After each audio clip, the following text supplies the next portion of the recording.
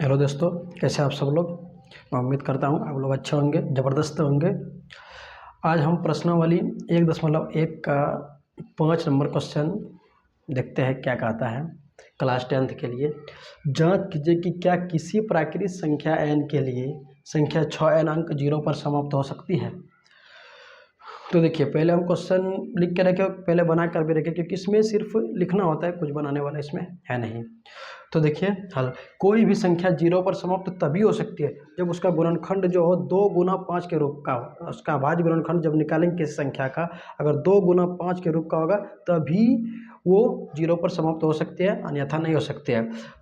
वही लिखे, जो 6 अंक संख्या कितना दिया 6, तो 6 जो है 2 गुना 3, इसका अभाज्य गुणनखंड 2 गुना 3 होता है। ये तो 2 गुना 5 के रूप का है नहीं, इसलिए ये 0 पर समाप्त नहीं होगा। वही हम लिखे हैं, अर्थात 6 का अभाज्य गुणनखंड 2 गुना 5 के रूप का नहीं है, इसलिए कोई भी प्राकृतिक संख्या n के लिए 6n अंक 0 पर समाप्त नहीं होगी। अगला क्वेश्चन देखते हैं हम लोग क्या कहता है।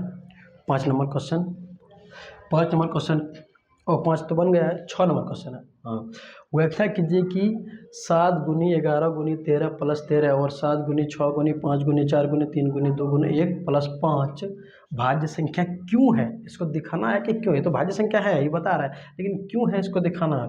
सबसे पहले पहला वाला जो दिया है 7 गुनी 11 गुनी 13 प्लस 13, इसमें से देखना है कि इसमें भी 13 है और इसमें भी 13 है। 13 को कॉमन ले लेंगे, तो इसमें बच जाएगा 7 गुनी 11 गुनी और इसमें बच जाएगा 1 प्लस इसमें भी बच जाएगा 1। तो आपको करना क्या है, ई 13 और गुना, बीच में कुछ नहीं मतलब गुना, 11 7 77, 1 कम 77 और 1 78।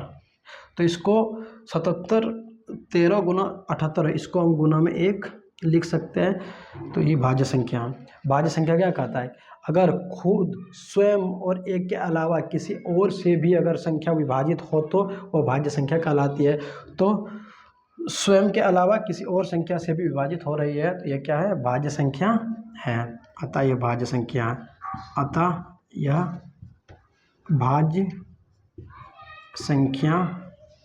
है। या ये भी समझ लीजिए कि अगर कम से कम किसी संख्या का 3 अभाज्य गुणनखंड हो तो उसे भाज्य संख्या कहते हैं। दूसरा क्वेश्चन क्या है, 7 गुनी 6 गुनी 5 गुनी 4 गुनी 3 गुनी 2 गुनी 1 प्लस 5, इसमें से कॉमन क्या है, इसमें भी 5 है इसमें भी 5 है। अगर 5 को हम कॉमन ले लेंगे बच जाएगा 7 गुनी 6 गुनी 4, 7 गुनी 6 गुनी 4 गुनी, पहले 1 यहाँ ले लेते हैं, गुनी 4 गुनी 3 गुनी 2 गुनी 1 प्लस 1, तो बच जाएगा।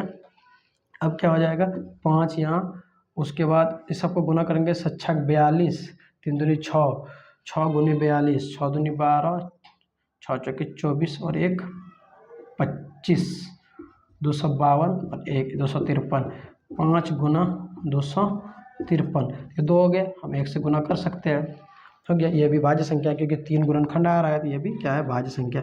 अतः यह भाज्य संख्या है।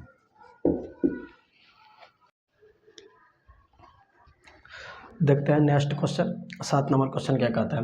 क्वेश्चन बहुत बड़ा है इसलिए हम क्वेश्चन लिखे नहीं है, क्वेश्चन पढ़ के देखते हैं क्या कहता है।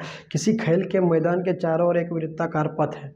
मान के चलो ये एक खेल का मैदान है, एक खेल का मैदान है, इसके चारों ओर एक वृत्ताकार पथ है, पथ बनाया है, रास्ता दिया है, पथ है। इस मैदान का एक चक्कर लगाने में सोनिया को 18 मिनट लगते हैं, जबकि इस मैदान का एक चक्कर लगाने में रवि को 12 मिनट लगता है। सोनिया जो है इसको 18 मिनट लगता है और इसी मैदान का रवि को चक्कर लगाने में 12 मिनट लगता है। सोनिया को 18 मिनट और रवि को 12 मिनट लगता है। आगे देखते क्या कहता है।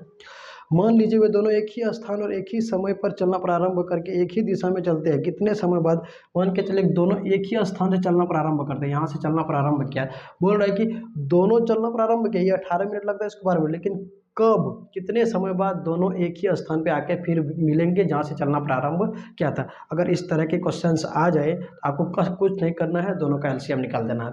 एलसीएम किसी भी विधि से निकाल सकते हैं, बच्चा वाले विधि में निकाल सकते हैं, या फिर आप फैक्टर मेथड, जो गुणनखंड मेथड ये भी निकाल सकते हैं। जैसे 18 का गुणनखंड हो जाएगा आपका कितना हो जाएगा, 18 का निकाल लेते हैं।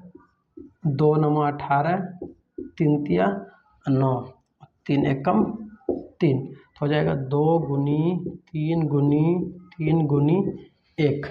और दूसरा हो जाएगा 12 का, 2 छके 12, 2 तिया 6, 3 एकम 3, तो 12 का हो जाएगा 2 गुना 3 गुना 1। जो मिल रहा है जाएगा LCM हो जाएगा 2 गुनी 1 to 3 लेना है, ये दोनों 3 में किसी एक को लेना है, ये दोनों 1 में किसी एक को लेना है, ये दोनों 1 में किसी एक को लेना है, तो हो जाएगा 3 दूनी 6 या 18 दूनी 36। ये हो गया आंसर। अगर बच्चा विधि से बनाइएगा तो होगा 18 12, जिस तरह पहले बनाते थे, जैसे जोड़ घटा गुना भाग लघुत्तम सिखाते हैं मास्टर। तो 2 9 18, 2 छक्के 12, उसके बाद 3 तिया 9, 3 दूनी 6। अब सबको गुना कर देना है, 2 गुना 3 गुना 3 गुना 2, तो 3 दूनी 6 या 18 दूनी 36। आपको जैसा अच्छा लगे वैसे बनाना है, इसमें कोई नियम नहीं दिया है कि अभाज्य गुणनखंड विधि से निकालना है। इसी के साथ प्रश्नावली 1.1 समाप्त हो गया है। अब अगला वीडियो में मिलेंगे हम 1.2 को लेकर आएंगे।